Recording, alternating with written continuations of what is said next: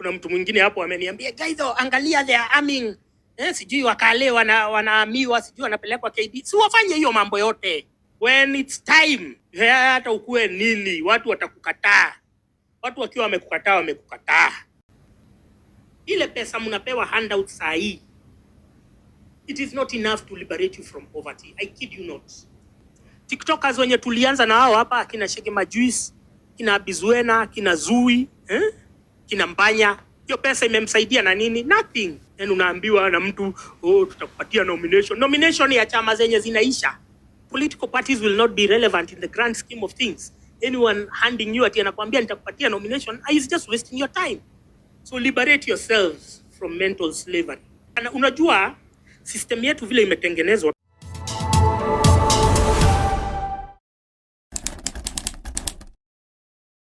everyone just trying to bite more than they can chew. Penye tulianza hii revolution, we never meant it that politicians watokea out of nowhere. Politicians tulikuwa tumewasuppress. Kidogo wametokea. Sasa ndio huyo Gachagua kwa media. Sasa nani, everyone. I don't know why after last year guys are going bonkers. Kila mtu anajaribu kuona mahali atafinya. While the objective was, hii system yanguke, we will all have equal opportunities. But greed and rural bred delinquency, ukiangalia all the people who are trying to capitalize hii kitu waifanye, ukiangalia wote ni ruralists. The objective was systemic collapse. Then we start from scratch, where everyone will have an equal opportunity based on merit. But because these people don't have the skill, don't have the talent, don't have the knowledge, don't have the content, so ni kufagia tu ile wanapitia. And there is no way hakuna benye tunatoka block until we do it that way. Hauwezi enda peke yako sema hapana. Kama hao waliitwa Israel wangesema hapana, hapa tuko maandamano, we have other issues. But if you're calling us to come and discuss what is happening in Kenya, the abductions, then well and good. Nobody wants to do that. Why? Because everyone for himself or for herself. People have to stop being greedy because you're just repeating the same mistakes that your stupid parents did. There's no difference. And we won't, they say insanity is repeating the same thing over and over and expecting different results. Your parents walicheza hiyo kila mtu solo game. Walicheza solo game. Wacha mimi niibe, wacha mimi ni grab shamba, wacha mimi ni grab uwanja, nijisaidie. Sasa hata ukijisaidia hata ugrab aje. Si Betty Bayo mwenyewe alijipeleka AR hatibiwi na ni Betty Bayo mwenyewe. Kuna mtu anamtibu. Your money can only do so much. But for as long as the system is broken, for as long as the system is collapsed, we are all stuck in this mess together. Now by any mkipata ka opportunity mtu anaenda kivyake. I started traveling based on my work on the internet a long time. I wouldn't even be excited by a trip. Because tunaangalia mbele. And we are so confident that this ni kama kwenda gym. Ukienda gym 3 months, 6 months, come what may, mwili yako haitakuwa the same. So it's the same with what we were doing, civic education awareness. Sasa watu wanaenda, unapewa handouts kivyako, unanunua kagari, unaenda trip. If Maina for the first time alienda Dubai kwa sababu ya kutusaliti. You look at these guys. Mwingine hapo alipewa pesa akakula yote. Sasa simuonangi, alikuwa anaitwa Godha Magodhe. Watu wa bunge la wananchi had a very good platform where they were engaging in civic education. They wakaitikia pesa iingie huko, hiyo platform ikasambaratika. Cause ya nini? Njaa. Ile pesa mnapewa handout saa hii, it is not enough to liberate you from poverty. I kid you not. TikTokers wenye tulianza na hao hapa, kina Shege Majuice, kina Bizuena, kina Zui, kina Mbanya, hiyo pesa imemsaidia na nini? Nothing. Yani unaambiwa na mtu, tutakupatia nomination. Nomination ya chama zenye zinaisha. Political parties will not be relevant in the grand scheme of things. Anyone handing you ati anakuambia nitakupatia nomination is just wasting your time. So liberate yourselves from mental slavery. Sasa fad, wasichana, unajua system yetu vile imetengenezwa, because women are so liberated, women are so financially empowered.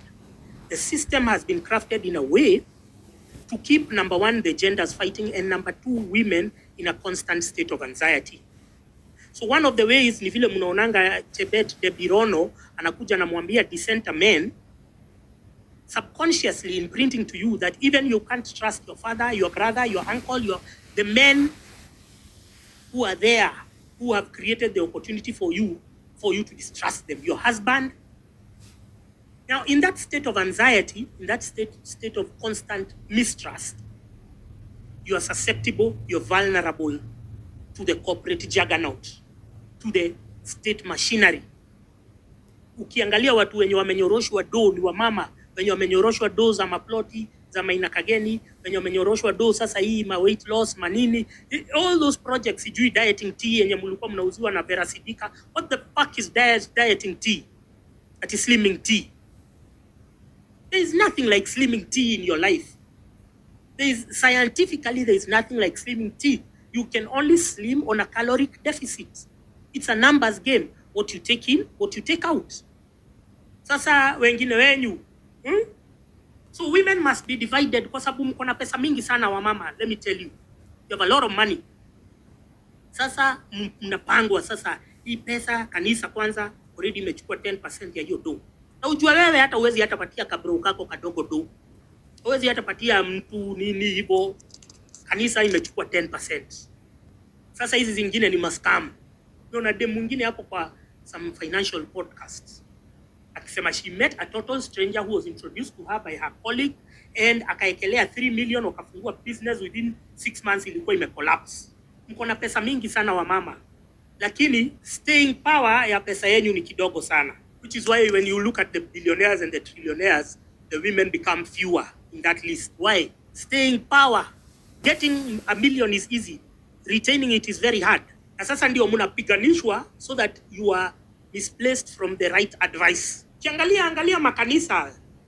Dona nani wako huko? Si ni wamama. Kwa huko kwa Kanyari, kwa Pastor Nganga, si ni wamama wako huko. Angalia magigs yenye mnaenda sasa sijui nini, gemi nini, madem tu. Staying power ya a million ya mwanaume na ujue bado sisi ndio ukikuja mahali siwezi acha ulipe bill. Nini siwezi fanya nini, ni sisi tunamlipia marent na manini, ni sisi tunambaia everything that you want. Na bado do yetu ita go longer. Why? Because yenyu imepangiwa na watu wengine. Let me tell you from somebody who's going through this.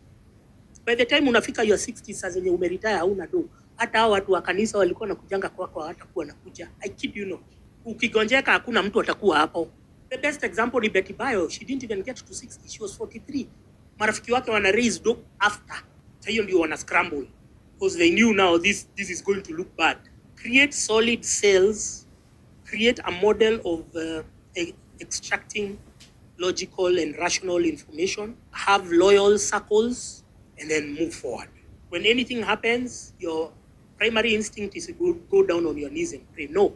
The primary instinct should be to mobilize, to organize. Niona baba ya Albert Ojwang alikuwa amejichocha hapo na mabloggers na maactivists wanangengana hapo juu ya pay bill na Hanifa na Eric Omondi.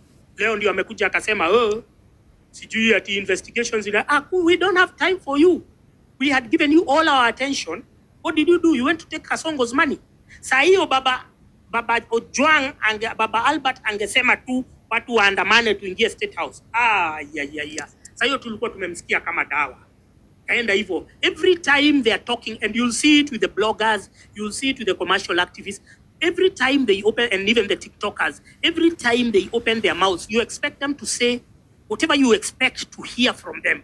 Unaanza kuona they're going round in circle. Hapo ndio unajua your first sign huyu mtu amelipwa. Kiangalia politically, wale wa mama walikuwa naimba toko kila tena, si ni wa mama tu wanaingizwa box na politicians.